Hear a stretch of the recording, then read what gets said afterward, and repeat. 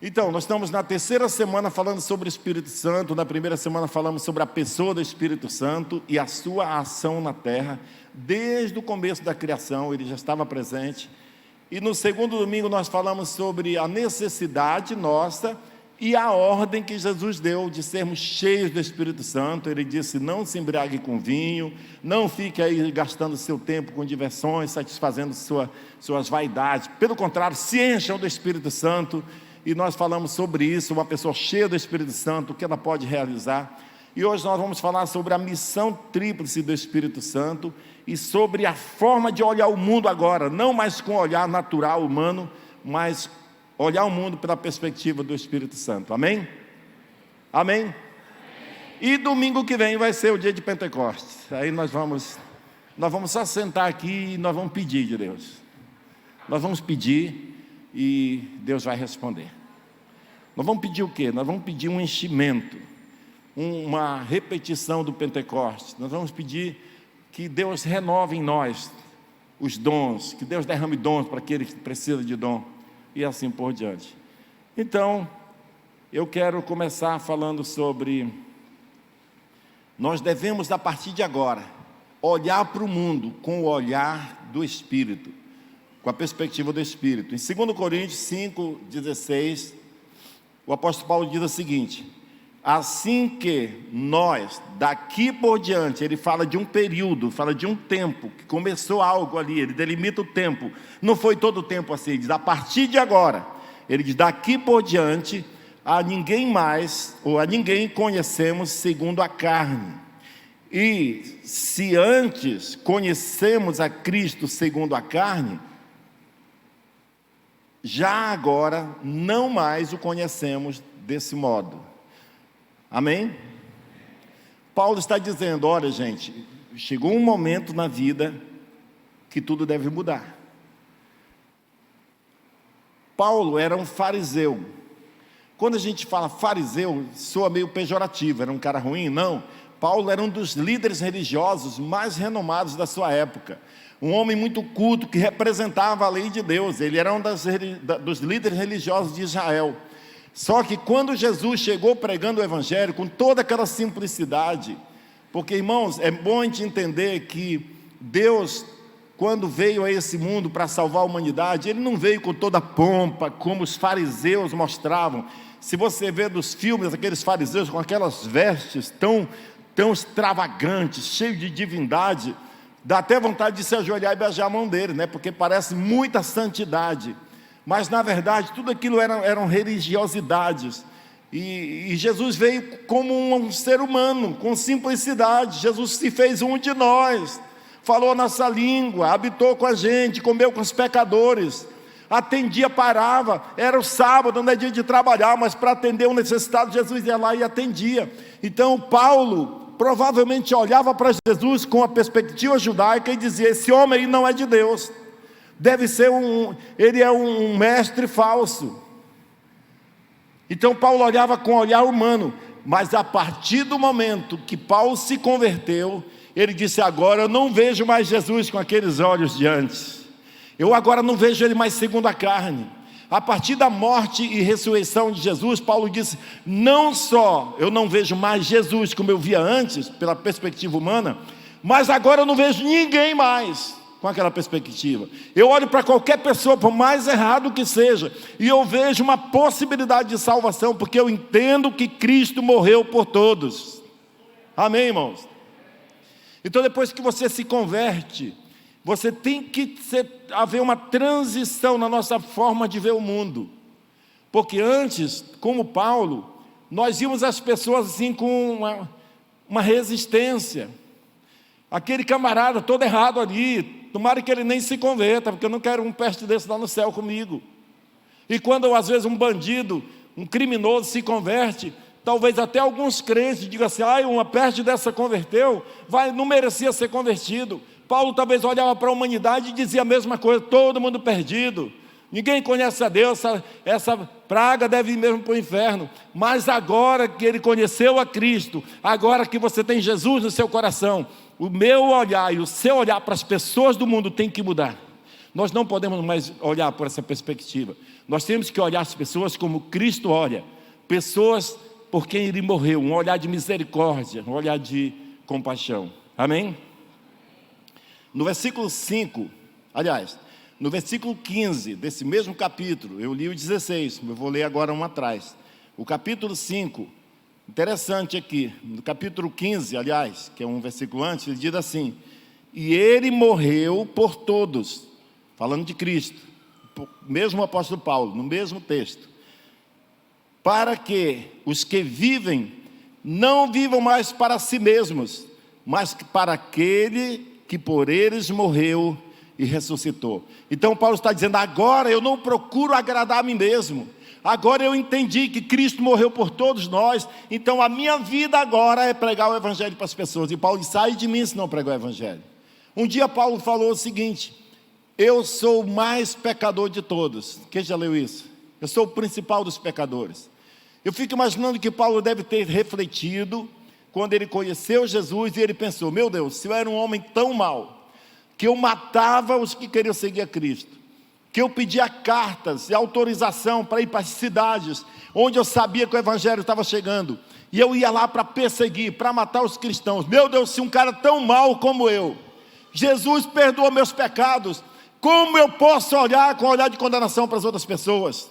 Se eu sou o pior dos pecadores, então todos que estão à minha frente devem ser mais dignos do que eu de ser salvo. Então eu vou me empenhar agora para ver o que Deus vê, para olhar para as pessoas como Deus olha, com um olhar de misericórdia. Amém? Então essa é a perspectiva de Paulo que ele passa para nós agora. É por isso, irmãos, que quando nos convertemos a Deus, Deus não cobra pelos nossos pecados do passado. Hoje já converteu várias pessoas aqui, mas no primeiro culto, um senhor, quando eu preguei na hora do apelo, ele veio até chorando. Era um senhor de aproximadamente 50 anos. E sabe que se a gente for analisar, a gente pensa na hora: um homem de 50 anos, convertendo agora, já deve ter pecado pra caramba, né? Já pecou demais. Imagina se ele chega aqui: eu quero entregar minha vida para Jesus e quero ser salvo.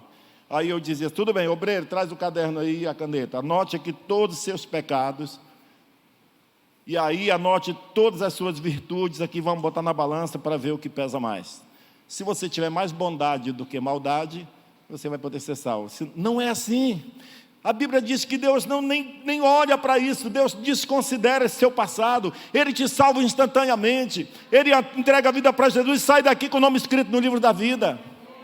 Sabe, é isso que nós temos que ver agora, que Deus está abrindo os céus e a oportunidade para qualquer pessoa que creia nele.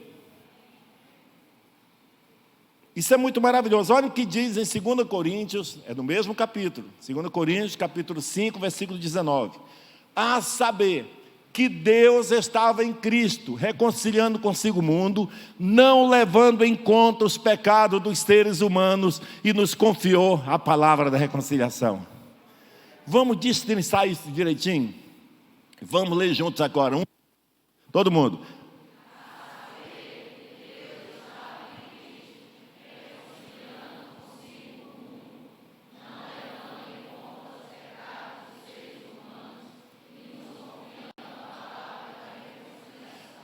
O Deus criador dos céus e da terra estava lá na cruz, morrendo por nós.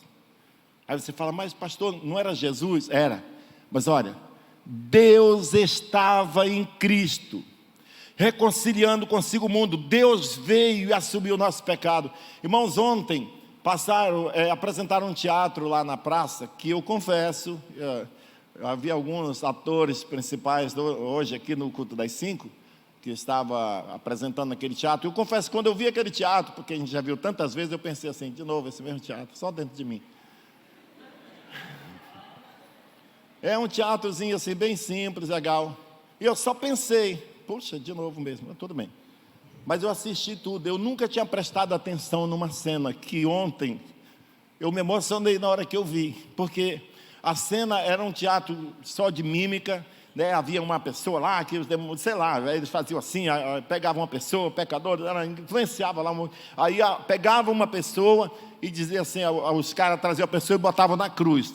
Eles iam para crucificar a pessoa, aí entrava alguém e fazia assim, Parava, aí ela tirava a pessoa do lugar, aí essa pessoa ia lá e ficava na cruz. Aí eles pregavam essa pessoa na cruz. Irmão, naquela hora, minha mente foi lá para o Calvário.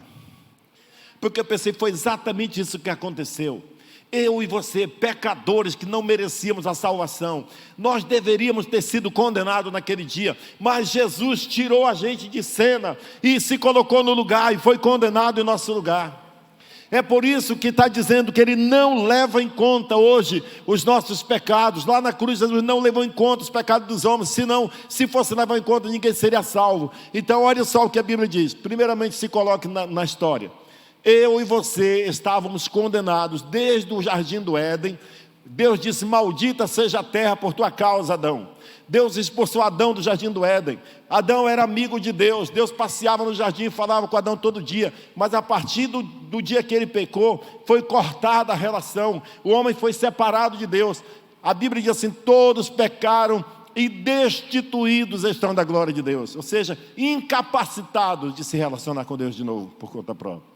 Mas o texto diz que Deus estava reconciliando. Amém? Deus estava fazendo as pazes com o homem de novo, reconciliando consigo o mundo. Como? Não levando em conta os nossos pecados. E mais ainda, Ele nos confiou a palavra da reconciliação. Então você vai ser cheio do Espírito Santo. Não é para você parecer mais espiritual do que os outros, não é para você se exibir e achar que é boa pessoa, é para você fazer o mesmo trabalho que Deus confiou agora à sua igreja. O Espírito Santo veio a essa terra para que nós pudéssemos continuar o trabalho que Jesus começou, convertendo as pessoas, levando elas de novo a se reconciliar com Deus. Amém? Isso é o trabalho da igreja. Isso é a grande missão do Espírito Santo na terra. Então, primeiro em João, Evangelho de João, capítulo 16, versículos 7 e 8. Versículos 7 a 10. Diz assim, Jesus falando, antes de subir para o céu, Ele disse, mas eu lhes digo a verdade, é melhor para vocês que eu vá, porque se eu não for, o Consolador não virá para vocês, mas se eu for, eu o enviarei a vocês. Olha só, Jesus está dizendo, é melhor eu ir e o Espírito Santo vir. Para vocês é melhor o Espírito Santo estar aqui do que eu. É ou não é que Ele disse? É melhor para vocês que eu vá. Irmãos, Jesus estava aqui na terra como ser humano. Ele estava num corpo e Ele podia almoçar com o Iderlan, se Ele quisesse, na casa do Iderlan, naquela manhã. Ele podia jantar com o Cleito, no outro dia Ele podia ir, no outro dia eu vou tomar café com o João. Ele podia tirar um tempo com cada um, mas isso era limitado, porque Ele estava num corpo, então Ele podia atender algumas pessoas de cada vez. Mas Ele estava dizendo, é melhor que eu vá, porque o Espírito Santo vindo, Ele vai estar presente em toda a humanidade que se converter, em todos os 2,5 bilhões de crentes no mundo todo, ao mesmo tempo, toda hora. Todos os crentes terão acesso ao mesmo tempo a esse Espírito Santo. Então Jesus foi e disse, eu vou e vou mandar o Espírito Santo. Agora olha o que Ele diz, quando Ele vier, o Espírito Santo, o Consolador, quando Ele vier, Ele convencerá o mundo do pecado. Ele disse do pecado ou dos pecados? Do pecado, no singular. Ele convencerá o mundo do pecado, da justiça e do juízo. Aí ele explica, do pecado, porque eles não creem em mim. Então qual é o pecado que ele está dizendo? O mundo precisa ser convencido de um pecado. É o pecado de não crer em Jesus. Aí ele fala, do pecado porque eles não creem em mim. Da justiça porque eu vou para o Pai e vocês não vão me ver mais. E do juízo, porque o príncipe desse mundo já está julgado. Então eu quero falar sobre essas três características aqui, ou esses três princípios que o Espírito Santo está usando, a tríplice missão do Espírito Santo. Primeiro, ele vem nos convencer do pecado. E isso é muito interessante, porque quando nós convertemos, lembra que o Espírito Santo, tudo que ele faz na terra, ele faz através de pessoas. Porque nós somos o corpo de Cristo na terra. O corpo físico. Jesus, para se relacionar com a gente, Ele veio como uma pessoa física. E Ele habitou entre nós, comeu com a gente, atendeu a gente, consolou. E agora ele foi para o céu e ele enviou o seu Espírito, só que o trabalho continua, mas agora é através do seu corpo. Então, quando a gente converte, a gente recebe o Espírito Santo e a gente volta para casa determinado: eu vou ganhar minha família para Jesus. É ou não é? É ou não?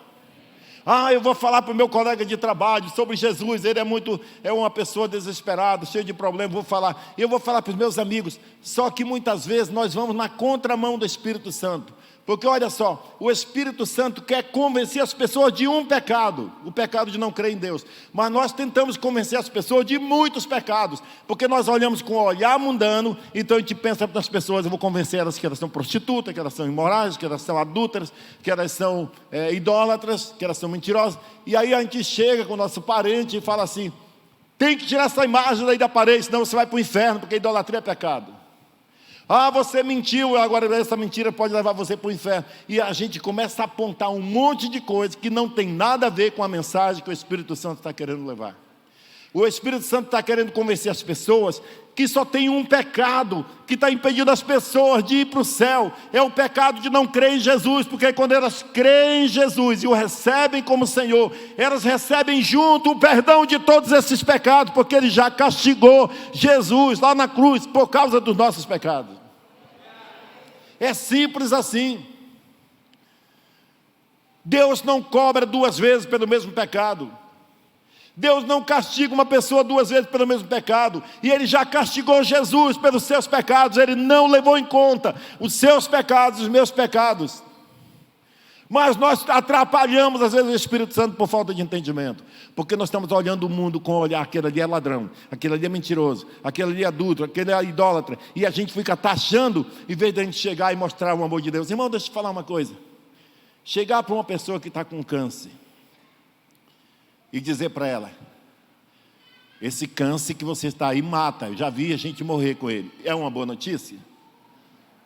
Sim ou não? Dizer para um pecador: você vai parar no inferno com esse pecado, se você não deixar, você vai para o inferno, é uma boa notícia?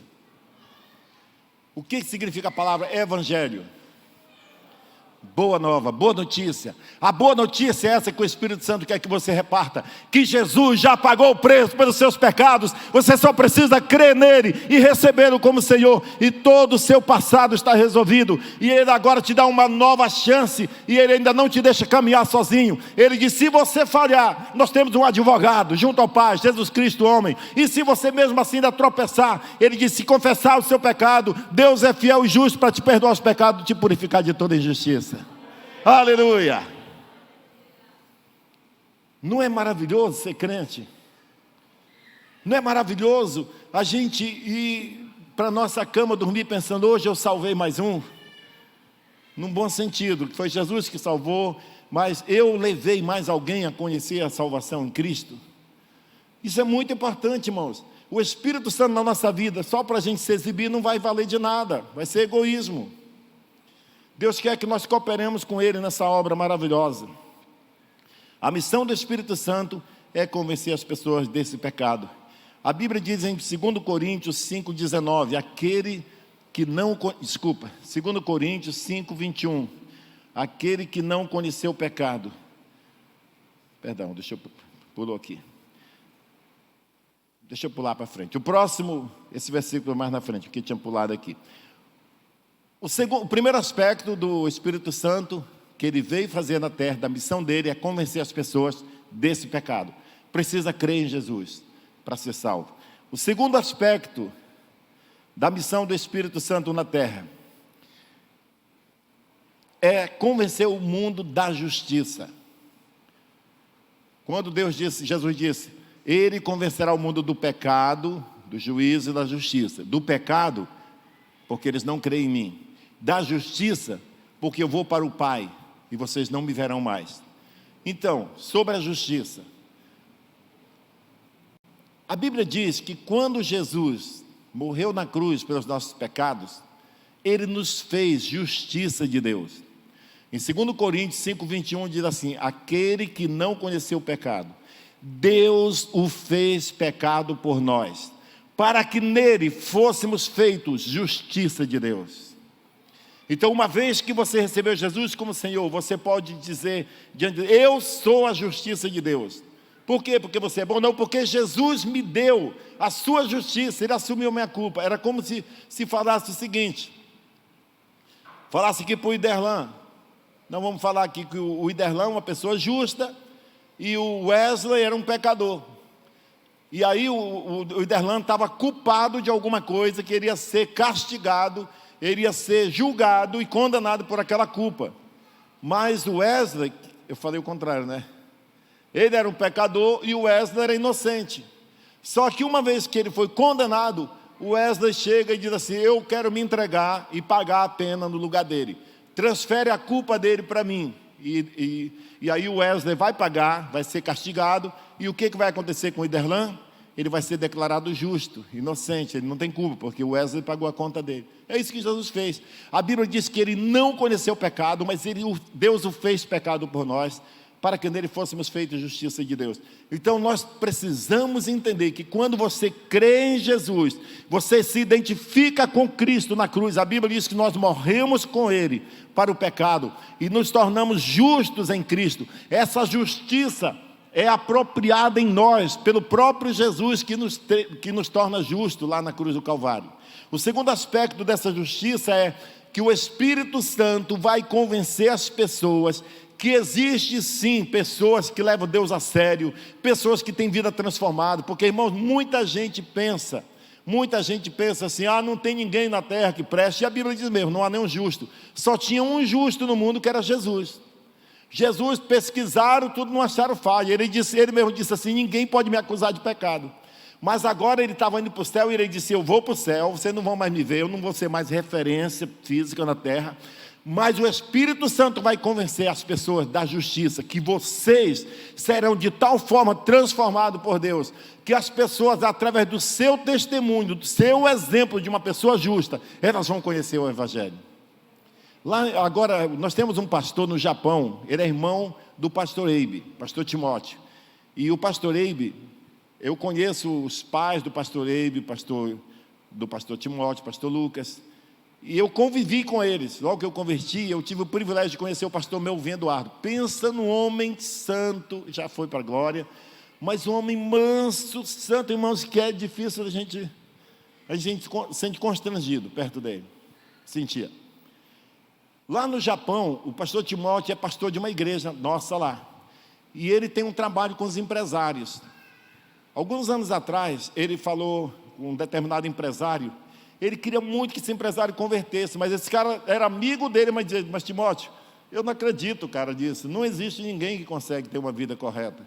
Não adianta, eu não acredito, eu sou teu amigo, vou continuar sendo seu amigo, mas olha, o negócio de converter não é comigo, não funciona, eu não creio. E a mulher do cara já era crente, mas ele não conseguia crer de jeito nenhum. Aí o Timóteo pensou uma coisa: o cara é muito rico, tem muito dinheiro. O Timóteo disse assim: cara, por que você não faz um turismo na Amazônia? Pra você conhecer a Amazônia, lá de onde eu vim. O Timóteo era lá de Santarém, morou em Santarém muitos anos. Aí esse empresário falou: mas Timóteo, eu não conheço, eu não sei falar português, só falo japonês e inglês. O Timóteo disse: não, meu pai pode te receber lá, meu pai fala bem português e fala inglês também. Você pode ficar na casa do meu pai, eu falo com ele, se você quiser, você fica na casa dele, ele te leva para alguns lugares lá, você passa umas 2 semanas e depois você volta. O cara topou, gostou da ideia e veio para conhecer a Amazônia. Ficou na casa do pastor Melvin, e o pastor Melvin conviveu com ele 2 semanas. Quando ele voltou para o Japão, ele disse para o Timóteo: Timóteo, eu conheci um homem santo, eu quero me converter. Ele disse: eu fiquei constrangido com seu pai é um homem santo. Existe homem santo na terra, existe homem justo na terra. Sabe, irmãos, é isso que o Espírito Santo está dizendo, é isso que Jesus estava dizendo. O Espírito Santo vai usar você com o seu testemunho para as pessoas dizerem assim: se um dia eu for ser um crente, eu quero ser como aquele irmão, com aquele cara que eu conheço, um homem honesto, um homem justo. E eles vão observar você no seu trabalho, e ele vai ver, algumas vezes você vai assumir algum prejuízo, porque se você assumisse alguma falcatrua, você poderia ficar rico, mas você é capaz de dispensar uma riqueza por ser desonesta, mesmo que tenha prejuízo com isso, e as pessoas vão dizer: isso é justiça de Deus. O Espírito Santo vai convencer o mundo através do testemunho dos crentes, de pessoas que se deixam ser transformadas pelo Espírito Santo. Você e eu precisamos do Espírito Santo para vencer nossas próprias limitações espirituais e nos fazer ser essas pessoas que vão testemunhar de Deus para esse mundo, que existe sim justiça. Amém? E o terceiro aspecto da missão do Espírito Santo a primeira é convencer o mundo do pecado, de não crer em Deus, convencer o mundo da justiça, porque Jesus foi para o Pai e agora a referência vai ser os crentes na terra. E o terceiro ele convencerá o mundo do juízo. E ele explica, porque o príncipe desse mundo já está julgado. Existe juízo vindo sobre a terra.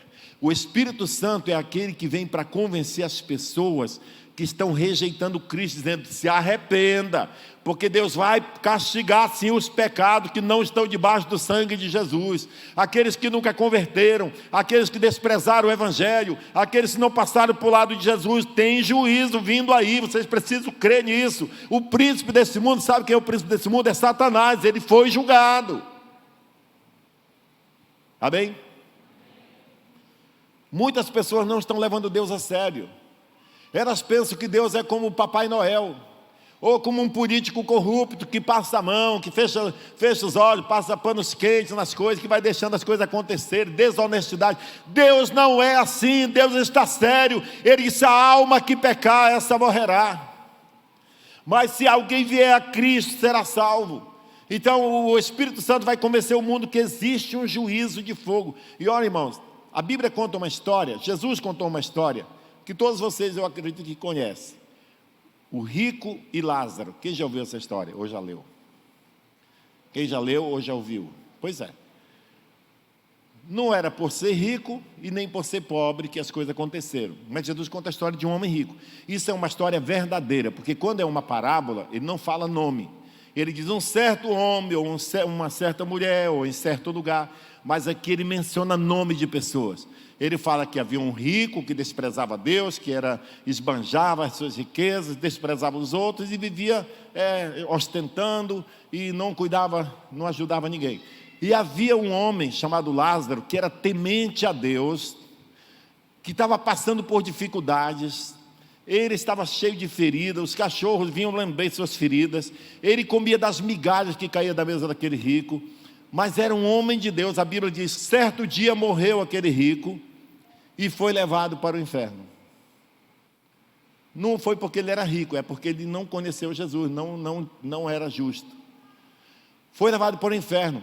E a Bíblia diz: aconteceu também que morreu Lázaro, e foi levado pelos anjos para o seio de Abraão, para o lugar que Deus preparou para os filhos de Deus, no paraíso.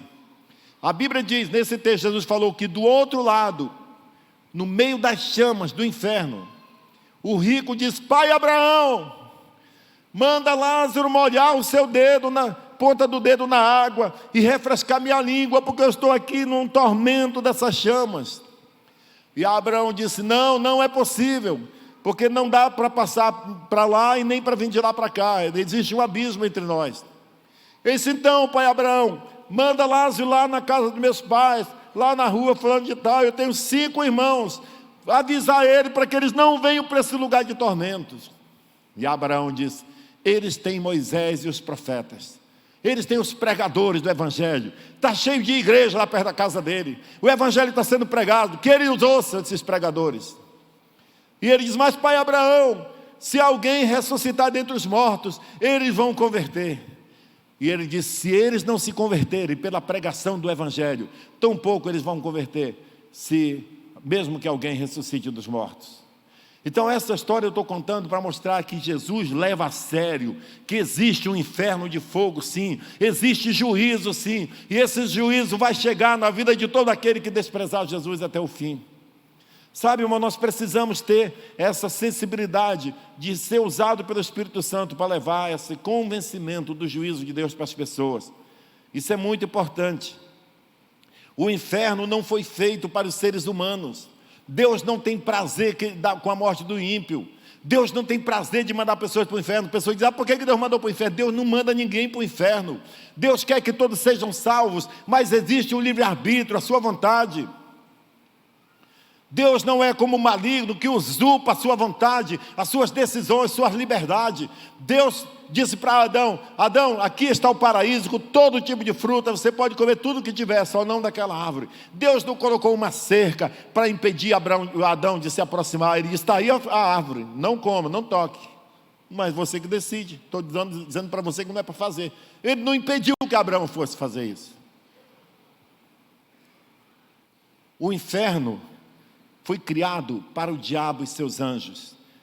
O lago de fogo foi preparado para o diabo e seus anjos. Está escrito em Mateus capítulo 25. Não foi para os seres humanos.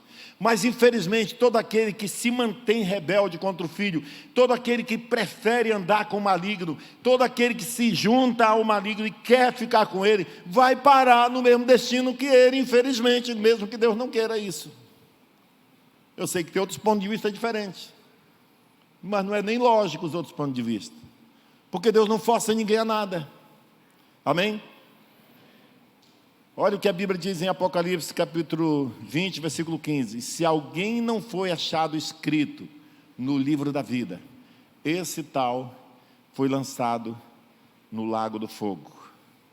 Que coisa triste. Nós temos que nos incorporar dessa compaixão, e dizer: meu Deus, se depender de mim, ninguém vai para esse lugar, porque eu vou ser usado pelo Espírito Santo para convencer as pessoas da gravidade da vida que elas estão levando, do problema que está próximo a chegar até elas, e eu vou levá-las a conhecer Cristo. O príncipe desse mundo já está julgado. O Espírito Santo vai usar a gente para convencer as pessoas que o príncipe das trevas já está julgado. Olha o que a Bíblia diz aqui em Hebreu, a Bíblia diz: eu estive morto, mas eis que estou vivo pelos séculos dos séculos, e tenho a chave da morte e do inferno. Olha o que a Bíblia diz em Hebreus capítulo 2, versículo 14, parte B: por sua morte, ele destruiu aquele que tinha o poder da morte, a saber, o diabo.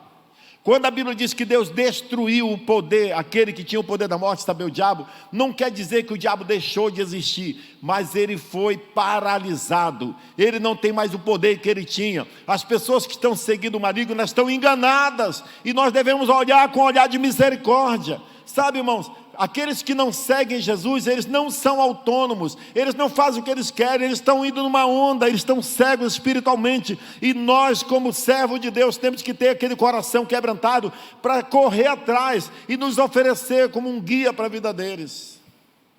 Aquelas pessoas que no carnaval zombaram de Cristo e se fantasiaram de satanista e dizer: eu sigo Satanás mesmo, nenhuma delas, na sua sã consciência, realmente pensa assim: não, eu tenho meu maior sonho é queimar no inferno como um churrasquinho. Nenhuma delas é assim. Elas estão enganadas, e nós temos a verdade dentro de nós, mas essa verdade só vai ter autoridade e poder na vida delas se for acompanhada pelas obras do Espírito Santo na nossa vida, acompanhado por misericórdia. Essas pessoas nunca vão ser salvas por um evangelho de acusação, de julgamento. Elas vão ser salvas quando elas encontrarem pessoas com espírito de misericórdia para se colocar na brecha em favor deles. Amém, irmãos?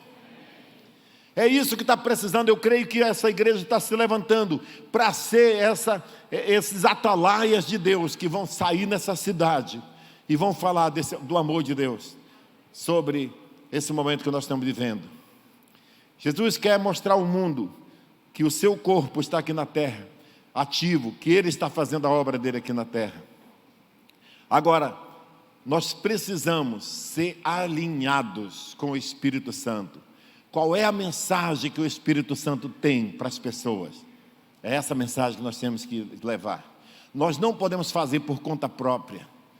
Nós não podemos fazer na força do braço. A Bíblia diz: nem por força, nem por violência, mas pelo meu Espírito, diz o Senhor. Não adianta você forçar o seu marido, sua esposa, seu filho para vir à igreja.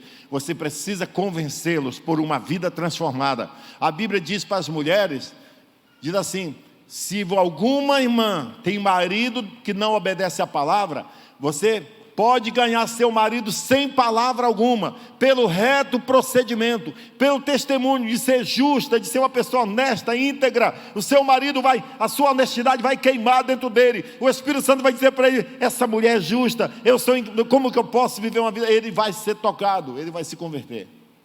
Amém, irmãos? Agora, o Espírito Santo que nós estamos buscando conhecer e querendo nos relacionar com ele, ele está mais interessado do que nós mesmos de agir no nosso meio. Diz que é com ciúmes que anseia o Espírito de Deus que habita em nós. Ele deseja se relacionar conosco. No capítulo 12 de 1 Coríntios, porque domingo que vem é o dia de Pentecostes, e domingo que vem nós estamos com uma expectativa. Nós já ouvimos todos esses dias sobre o Espírito Santo e tem mensagem para você estudar um mês. Eu sei que alguns já pesquisaram mais, e você já vem acompanhando. Domingo que vem será o dia de Pentecostes. O meu desejo é que não precise o pastor vir aqui, botar a mão na cabeça de ninguém e orar forte, como alguns dizem, até a pessoa tremer e extrapolar e cair. Não, nós vamos, no dia de Pentecostes, a Bíblia diz que todos estavam sentados no mesmo lugar, só pedindo a Deus, orando, silenciosamente, talvez, não sei. De repente veio um som do céu, como um vento impetuoso, encheu toda a casa onde estavam sentados. Todos foram cheios do Espírito Santo e começaram a falar novas línguas, conforme o Espírito concedia que falassem. Sabe, irmãos, os dons do Espírito Santo, a Bíblia diz, é para edificarmos uns aos outros, não é para benefício próprio, não é para a gente se exibir, se sentir mais espiritual do que os outros.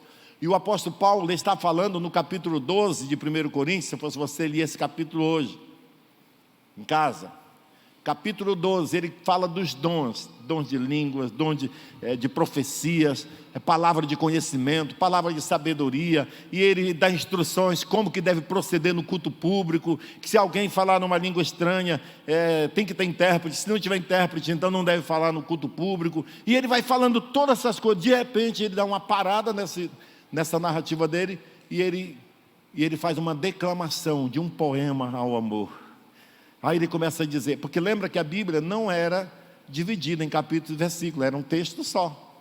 Então o capítulo 12, o 13, o 14, 15 tal, não tinha essa divisão, era um texto só. E ele estava falando, para nós, o capítulo 12, mas era num texto só, falando sobre os dons espirituais. Você pode pedir dom de língua, mas se alguém tiver língua estranha, que seja com ele tal e tal. E está dando essa instrução, depois ele começa a dizer assim: ainda que eu fale a língua dos homens e dos anjos, se eu não tiver amor, serei como o símbolo que ressoa e o sino que retine. É como um metal que você bate, dá um som bonito, mas não tem sentido nenhum. Diz: ainda que eu entregue todos os meus bens para os pobres, e eu ofereço meu corpo para ser queimado, e eu tenho a tamanha fé capaz de transportar montanhas, se eu não tiver amor, nada disso interessa. Ou seja, todos os dons que Deus está nos dando e vai nos dar, não é para a gente curtir, para a gente sentir bem, é para a gente usar em amor, para salvar vidas.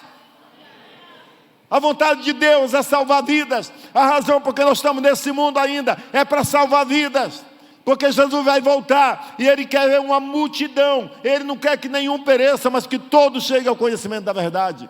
E as pessoas não vão chegar ao conhecimento da verdade se elas não tiverem uma referência de alguém de honra, de alguém que tem um caráter transformado, para falar uma verdade e sustentada com as suas ações. Amém, irmãos? E isso só é possível com os frutos do Espírito. Por isso eu não tenho dúvida que eu posso contar com todos vocês. O Espírito Santo pode contar com todos nós. Porque com os dons do Espírito Santo, com Ele agindo em nós, nós somos capazes de romper com as nossas cadeias, nossas limitações, nossos maus hábitos, nossos vícios, nosso olhar humano, julgador. Tudo isso vai cair por terra e nós vamos olhar com o olhar do Espírito Santo, cheio de misericórdia, e nós vamos levar a palavra de Deus, como esses jovens fizeram ontem, falando do amor de Deus no shopping, em qualquer lugar. Sabe, irmão, não é o local na igreja, não é o local de evangelismo. O local de evangelismo é no seu trabalho, na sua escola, na faculdade, no shopping, onde você estiver. O Espírito Santo te acompanha para todos os lugares onde você for. Amém? Só que nós não queremos esperar até domingo para começar a dizer: Espírito Santo, vem.